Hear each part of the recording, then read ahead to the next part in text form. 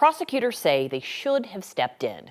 The officers on the scene the night Christian Glass were shot and killed by a Clear Creek County deputy. Nearly a year after a grand jury indicted the deputy who pulled the trigger, and a day after an off-site supervisor pleaded guilty for his role in the shooting, now a Clear Creek County district attorney has filed failure to intervene charges against 6 police officers who stood by while that shooting happened. Here's 9 News reporter Steve Steger. Out of control, and every one of them should have said stop, and they all had a duty to do that.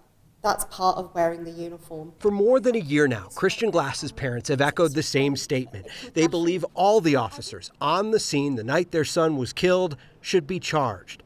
This week they are. It's breaking that blue wall of silence. They've got each other's backs. The DA in Clear Creek County charging former Clear Creek County Deputy Tim Collins, the head of the Georgetown Police, Randy Williams, 2 investigators for the Colorado Division of Gaming, Mary Harris and Krista Lloyd, Idaho Springs Police Officer Brittany Morrow, and CSP Trooper Ryan Benny, each with a charge of failure to intervene for not stepping in and stopping former Deputy Andrew Buin when he broke into Glass's car, shot him with beanbags, tased him, then killed him. Christian faced an evil bully that night with Andrew Buin, and 6 of them stood by and let him be murdered.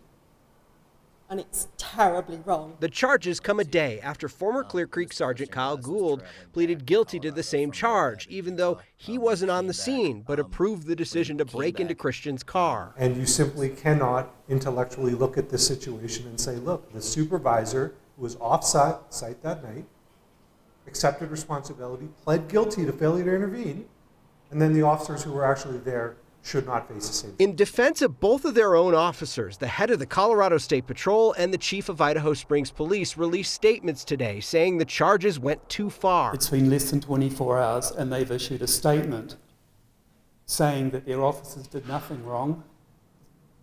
Christian's not here, he's dead.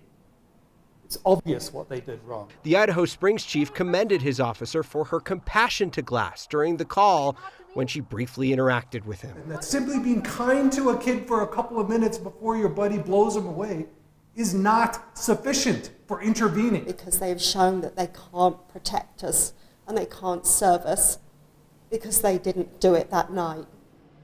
All of those officers are due in court for a first appearance on December 12th. Andrew Buin, the officer charged with second-degree murder, recently pleaded not guilty. He's awaiting trial. He has a hearing in mid-December to potentially change the venue for his trial. The CSP reassigned the trooper charged in this case to an administrative role. Idaho Springs says their officer will remain on patrol. All the other agencies are still working to determine what happens to the officers involved in this. Well, in some cases, they have such a small department, Steve, that could really impact who's patrolling their streets. Yeah, you know, Tim Collins was a Clear Creek County deputy during that shooting, but now works for Georgetown. So you have the Georgetown Police Marshal, which is really the chief, and Tim Collins. They are 2 of 3 on that department. So the town board there has a lot to try to figure out how they're going to have policing services covered in their town if these cases move forward. Okay, Steve Steger, thank you.